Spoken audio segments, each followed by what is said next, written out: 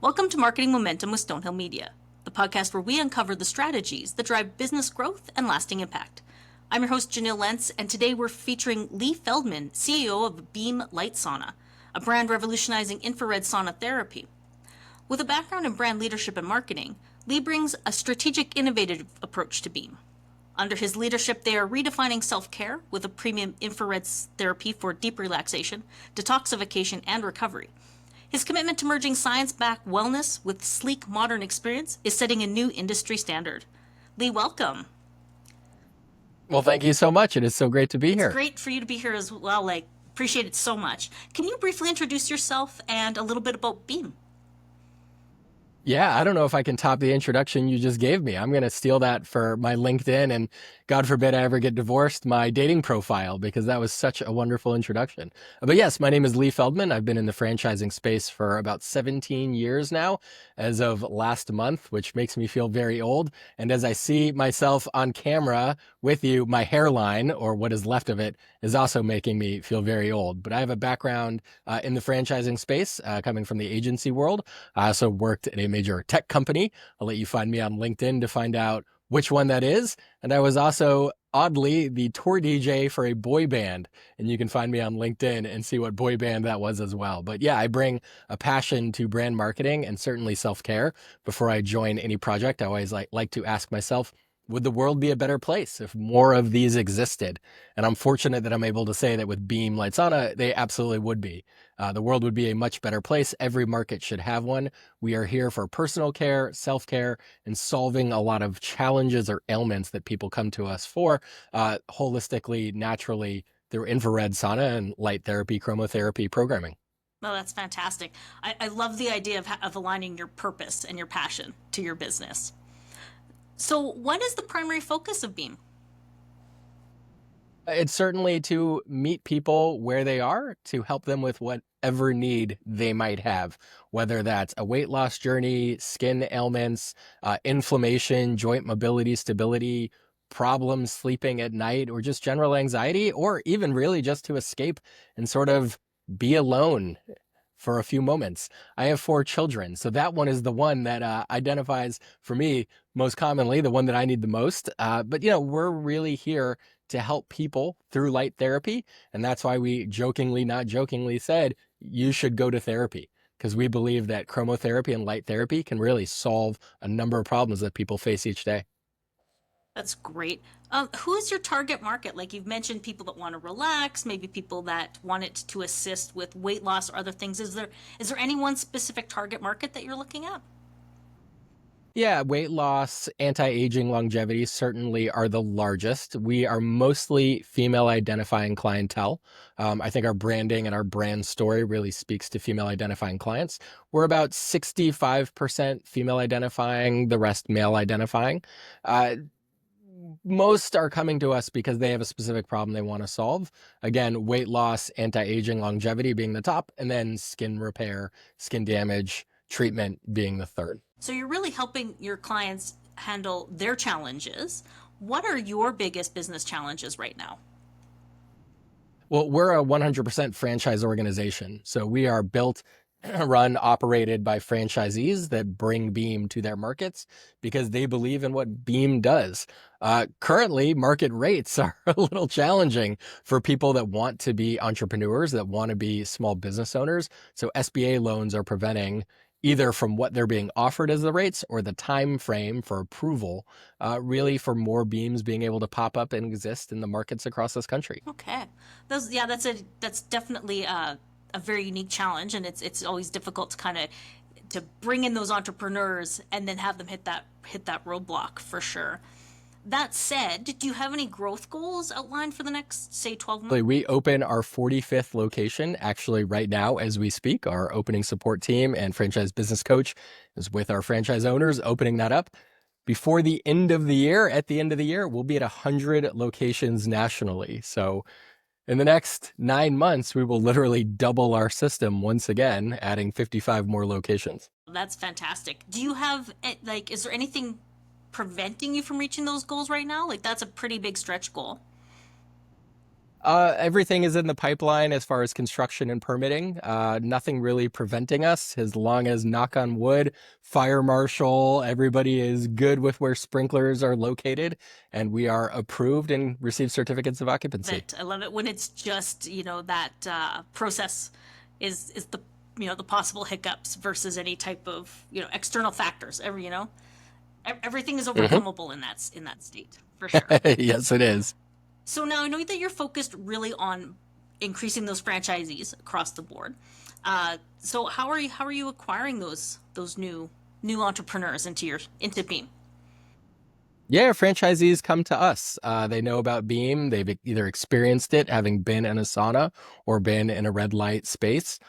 They find us through general research online. They find us through social media, or they have a broker or consultant that is helping them navigate looking for franchisees in that new space. And we're recommended. We fall into the questions that they want. Do they want to serve other people? Are they interested in health and wellness?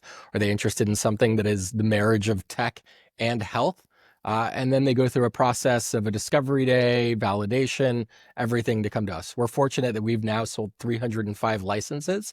So we are able to be somewhat selective with the people that we want to have really fly the flag of Beam and represent who we are and what we Well, do. that's fantastic. I love how you've talked about multiple different channels that you're bringing those new entrepreneurs in. Is there any strategy that has helped or worked best thus far? For bringing new Yes. franchisees into our Yeah. system.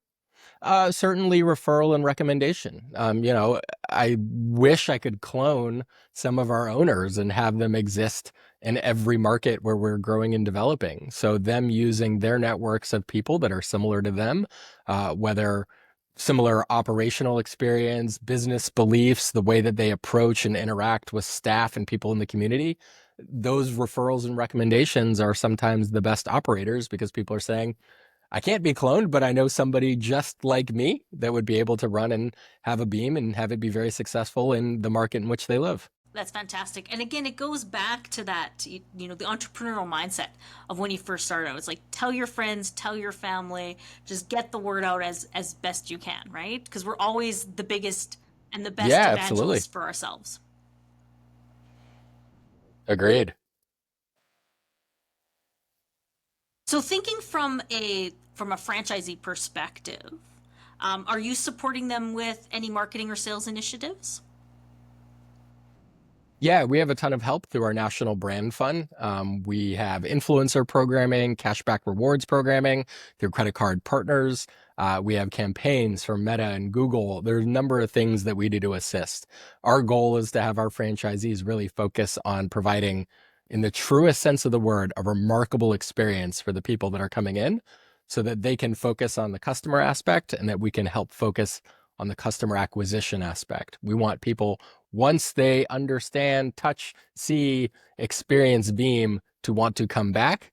And part of that is from the experience they have in studio and the owners being able to focus and support that. That's fantastic. It's always great to hear that you're providing that support because I know one of the biggest attractors for people into the franchise model is having that support, having that roadmap, that playbook that they can apply, whether it's marketing, sales, operations, the day to day in and out, even handling some of those more bigger business challenges, accessing funding or getting the right people in the right spot. But Yeah, we have quite a bit of that. We have what's called the Beam book.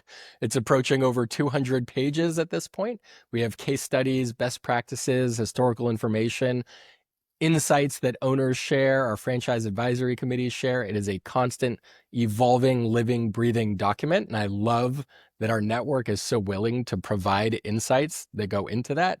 So there are a number of things that we do, but ultimately at the end of the day, this business is built on reputation and relationships.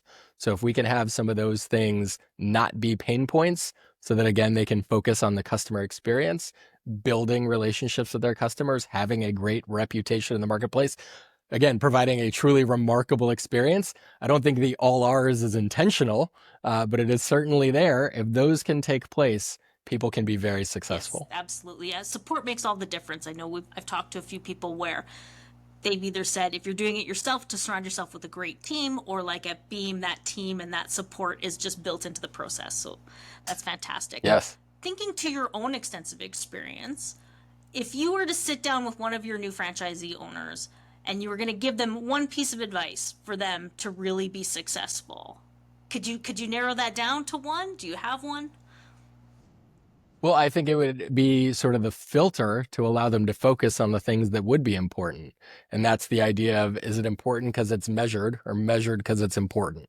I think oftentimes franchise owners get caught up in certain metrics, be it vanity or non-financial impact, that prevent them from really focusing on the North Star that should be guiding them related to their business. So oftentimes you'll hear, I want X amount of Instagram followers, or I need X amount of Google reviews. Those things are important, and they're very important in different ways, but you need to be able to get into the idea of what is really impacting gross and net revenue at the end of the day. Yeah, absolutely. Yeah, and especially when you're really feeling the message of the business and the benefits it offers to your customers or your clients.